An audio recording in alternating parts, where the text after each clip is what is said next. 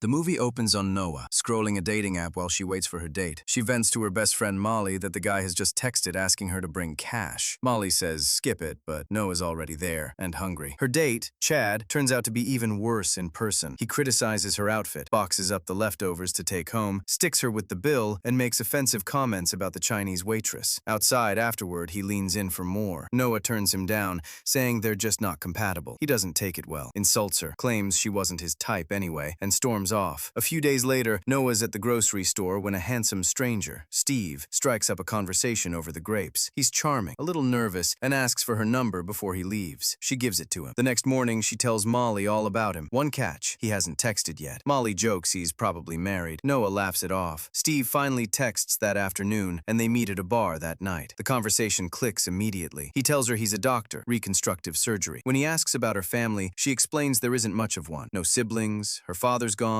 and she's lost touch with her mother. They hit it off, head back to her place, and things get intimate. Steve hesitates for a moment, saying it's moving fast, but they end up spending the night together. In the morning, Noah snaps a photo of him still asleep before he leaves. She calls Molly to recap, and Molly immediately asks for his Instagram to vet him. Noah admits he's not on social media at all. Molly flags it as a red flag. Noah isn't worried. Almost as an aside, she mentions that Molly's ex, Paul, was actually bartending at the bar last night. Days later, over dinner, Noah pushes Steve to try her favorite ribs. He passes, says he doesn't eat meat. He asks if she's told anyone about him. She admits she told Molly. The night winds down with dancing and easy joking, and then Steve, out of nowhere, suggests they take a trip together. Noah says yes without hesitating. The next day she packs and calls Molly to say she's leaving for the weekend with Steve. Destination unknown, his surprise. Molly's alarm bells go off. She hasn't even met the guy. Noah sends her the sleeping photo as reassurance, though his face barely shows. Swept up in the excitement, Noah promises she'll be careful and brushes off the worry. Steve picks her up, but instead of hitting the road, he claims traffic is brutal and suggests they crash at his place first and leave in the morning. Noah agrees, and they drive off together. Hours later, they arrive at his house, remote, tucked deep in the woods. Inside, Noah notices there's no cell service. She asks for the Wi-Fi password. Steve dodges the question and hands her a cocktail instead. Looking around the lavish house, she jokes that she feels out of place. Everything's so expensive. Steve tells her that's exactly what he likes about her. She doesn't pretend to be something she's not. Then everything shifts. Noah's vision blurs. The room tilts, and she blacks out. When she comes to, Steve is sitting silently in the corner, watching her. Disoriented, she asks what happened. He answers calmly. He drugged her. At first, Noah thinks it's a joke, until she notices her hands are chained to the floor. She screams, panicking, but Steve snaps at her to calm down and stay quiet. Then he lays out the truth. He plans to sell parts of her body to wealthy buyers, and keeping victims alive longer only makes them more valuable. Horrified, Noah fights back, but he overpowers her easily and tells her coldly to stop resisting. Back in the city, Molly hasn't heard from Noah since the trip started and is growing anxious. Then a text comes through from Noah's phone. They're staying somewhere called Cottage Grove, spotty signal, along with a photo of a waterfall. At the house, Noah struggles against the chains until a voice calls out from the next room. A woman named Penny introduces herself, another captive, held so long she's lost track of time. Noah says surely someone's looking for her. Penny replies quietly that she has no one left, just like Noah. She mentions one more captive, Melissa, who's been there longest and is barely holding on to hope. Back in the city, Molly keeps texting Noah, but something feels off. She runs a reverse image search on the waterfall photo and finds it's lifted straight from a website. Meanwhile, Steve goes about his routine with unsettling calm, packaging body parts and personal items into sealed boxes marked with symbols hinting at a larger organization behind it. A driver arrives, collects the shipment, and leaves without a word. Later, Steve brings Noah food. She refuses it and asks to shower instead. He unchains her, warns her to behave, and walks her to the bathroom. For a moment, escape seems possible, but he catches her before she gets far and knocks her out. She wakes up weak, barely able to move, and realizes she's undergone a procedure while unconscious. Steve explains flatly that he sedated her so she wouldn't feel much. She begs him to stop. He ignores her and continues, unmoved. In the city, Molly tracks down her ex, Paul, the bartender from Noah and Steve's first date, and tells him she thinks Noah's in danger. She asks if he can pull anything from the payment records. He hesitates, worried about his job, but eventually agrees. Back at the house, Noah regains enough strength to move and talks to Penny, admitting she feels betrayed after trusting Steve so completely. Penny's surprised. Steve's never bonded with a captive like this before. Noah's different. Paul comes through with a name, Brendan, Steve Kemp. Molly digs online and finds a Facebook profile for a woman named Ann Kemp, Steve's wife, with 2 kids. She also finds a home address. mess. The next day, she decides to go there herself, filling Paul in on everything she's found. At the house, Noah's reading an old magazine to pass the time when Steve walks in with a bowl of cherries. She asks why he targeted her in the first place. He says simply that he liked her, then warns her almost gently to stay calm since fear and stress affect the quality of what he's selling. After he leaves, she keeps flipping through the magazine and finds a handwritten note hidden inside. It says that if she's reading this, Steve has taken a personal interest in her. Use it, the note urges. Don't lose hope. Keep fighting. Noah tries to talk to Penny, but she's too weak to respond much. Penny admits she's lost hope. She doesn't recognize herself anymore. Noah urges her to stay strong. They have to keep fighting. In the city, Molly shares her live location with Paul before heading to the house connected to Steve's family. Anne answers the door. Molly explains she wants to talk about her friend Noah, who's been seeing Anne's husband. Anne looks stunned. Back at the house, Steve checks on Noah, who seems oddly calm enough to ask what human meat tastes like. Steve, caught off guard, tells her it depends on the source and preparation, and that some consider it a delicacy. Meanwhile, Molly shows Anne the blurry photo of sleeping Steve, but Anne can't confirm it's her husband and suggests Molly call the police if she's really worried. Just then, Steve arrives home and introduces himself to Molly as Brendan, his real name. He claims not to know Noah. Molly apologizes and turns to leave, but first dials Noah's number. Brendan's phone rings. Molly realizes exactly what that means. Before she can react, Anne knocks her out from behind. Anne, it turns out, is in on everything. Paul tries reaching Molly. Nothing goes through. His worry deepens. Brendan brings Molly to his facility, marking her as his next victim. Later, Brendan asks Noah why she was so curious about the taste. She shrugs it off as curiosity. He invites her to dinner and brings her clothes to change into. Around the same time, Paul checks Molly's location. It's off. His panic grows. At home, Brendan tells Anne he'll be working late tomorrow and thanks her for her help. Later, in the shower, Anne's prosthetic leg is revealed, a hint that her role in all this runs deeper than it first seemed. The next evening, Brendan and Noah have dinner. Noah still restrained. He opens up. He first tried human meat around age 19, and it became an obsession, one he found others who shared, including wealthy buyers willing to pay for things money normally can't get. He offers her a bite. Disgusted, she forces it down to keep his trust. He proudly says the meal cost $30,000 and came from someone named Hope. After dinner, he locks her back in her room, telling her he likes her because she's just as damaged as he is. Then he heads off to continue his work on Molly. Alone, Noah gets violently sick. Penny tells her they may have another captive. They'd heard screaming earlier that didn't sound like Melissa. The next evening, something shifts in Brendan. He gives Noah a pink dress and invites her to another dinner, getting himself ready while ignoring a stream of calls and texts from Anne. The dinner that follows feels almost romantic until Brendan reveals the meal came from Melissa, confirming she's dead. Noah is horrified but masks it, knowing any reaction could be dangerous. After dinner, Brendan shows her a hidden compartment behind a painting filled with personal items taken from years of victims. She doesn't see anything of hers and asks why. He says he keeps her things with him. Then she spots something worse, a pile of phones at the bottom. One of them is Molly's. Her worst fear is confirmed. Molly's been taken too. Still, Noah forces herself to keep playing along. Back at the table, Brendan cracks awkward jokes. She laughs along until the weight of it all breaks through and she starts crying. He comforts her. They kiss. They dance. And as they move toward the bedroom, Noah keeps searching, underneath it all, for a way out. While spending time with Steve, Noah asks to use the bathroom, and when she returns, she finally makes her move. Catching him off guard, she throws toothpaste in his eyes and attacks him, disabling him just long enough to grab her phone and the house keys. She unlocks her restraints and locks him inside the room, then rushes downstairs to free Molly and Penny. But by the time they're ready to move, Steve's already broken loose. The three women stick together, searching for a way out, slowed by Penny's weakened condition. Steve spots the house's small service elevator moving and realizes where they are. Penny surprises him with an attack from it, and Noah and Molly pile on, but Steve's strength wins out. He corners Noah, seconds from ending it, until Penny strikes his leg and buys her an opening. Wounded but relentless, he keeps fighting. After a brutal struggle, the women finally break away, grab their phones from the hidden shelf, and get outside. Meanwhile, Paul has tracked Molly's last location to the property. As he nears the house, something feels deeply wrong. Then a gunshot cracks through the woods. Spooked, he decides going in alone is too risky and drives off instead. Noah, Molly, and Penny flee into the forest. Steve close behind, screaming Noah's name and calling her a traitor. Back at the house, Anne arrives with an associate and finds the place in chaos. In the woods, Steve keeps hunting for them, until the three women turn the tables, launching one last coordinated attack. In the struggle, Noah wrestles away his gun and shoots him in self-defense, ending it for good. But the danger isn't fully over. They're stranded with no signal, and Noah realizes she dropped her phone somewhere in the trees. She heads back alone to find it. Anne, meanwhile, finds Steve's body and reacts with eerie calm, simply telling her associate to bring him back to the house. Noah finds her phone in the woods just as Anne appears, posing as a fellow survivor and thanking her for stopping Steve. It's a trap. Anne attacks without warning, and the two grapple in the dark. Molly hears the fight and races toward it. Noah holds Anne off with the house keys just long enough for Molly to reach them, and together they finally take Anne down. Afterward, Noah and Molly collapse beneath a tree, spent but alive, sharing a quiet, grateful moment for having survived it together. As her phone finally catches a signal, Noah gets a message from Chad, the rude date from the movie's opening, casually asking if she's awake. And on that darkly ironic note, the movie ends.